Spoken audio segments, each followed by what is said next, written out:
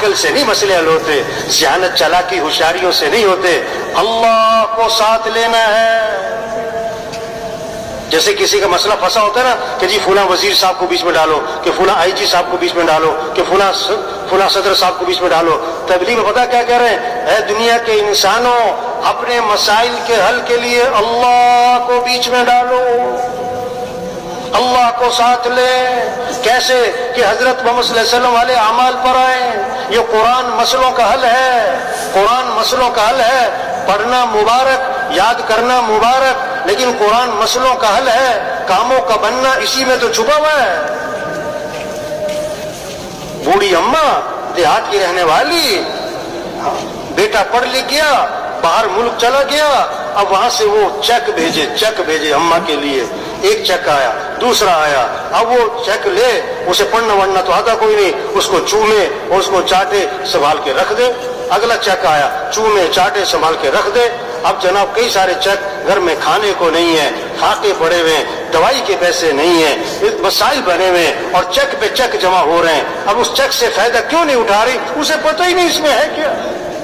حاجی طبقہ جو قرآن کو چومتا بھی ہے اور قرآن کو رکھتا بھی ہے، اور قرآن بہت اچھی بات ہے قرآن، لیکن قرآن کو سمجھتا، قرآن مسئلوں کا حل ہے۔ بیٹے نے، ابا نے خط لکھا، بیٹا میں واپس آ رہا ہوں سفر سے، اتنے بجے رات کو پہنچوں گا ایئرپورٹ، مجھے ایئرپورٹ سے آ کر لے لینا، رات کا وقت ہوگا، اگر نہ آئے تو بڑا مسئلہ بن جائے گا۔ اب بیٹے کے پاس خط آیا، اس نے اس کو چوما اور اس کو ماتھے سے لگایا اور اس کو پڑھا اور سینے سے لگایا اور سنبھال کے لپیٹ کے رکھ دیا، ایئرپورٹ لینے نہیں گیا۔ اب ابا جی پہنچے، بڑا پریشانی، بڑی مشکل سے گھر پہنچے۔ بیٹا میرا خط نہیں آیا تھا؟ آیا تھا، پڑھا نہیں تھا؟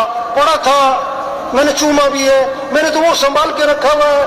باپ تھپڑ مارے گا کہ جو اس میں نے کرنے کو کہا تھا وہ تو کیا کوئی نہیں تو نے۔ قرآن کو یاد کرنا مبارک، قرآن کو چومنا مبارک، قرآن کو پڑھنا مبارک، لیکن بھائی قرآن پر عمل کرنا ہے۔ اس میں مسئلوں کا حل چھپا ہوا ہے۔ اس میں کیا چھپا ہوا ہے؟ اللہ وجب ما اصابکم من مصیبت فبما کسبت ایدیکم، جو بھی تم پر مصیبت آتی ہے قرآن بتا رہا ہے وہ تمہارے کسی گناہ کی وجہ سے ہے۔ ایک صحابی آئے، عرض کے حضور فلاں آدمی کا مال تھا، سمندر کے کنارے پانی کی لہریں آئیں، سامان بہا کر لے گئیں، آپ نے کیا فرمایا؟ جو مال بھی ضائع ہوتا ہے خشکی میں یا تری میں، وہ زکوٰۃ روکنے کی وجہ سے ہوتا ہے، زکوٰۃ نہیں دی ہوگی۔ قرآن تو مسئلوں کا حل بتا رہا ہے۔ قرآن کیا بتا رہا ہے؟ مسئلوں کا حل بتا رہا ہے، پریشانیوں کی وجہ بتا رہا ہے۔ پہلی قوموں پر عذاب کیوں آیا ہے؟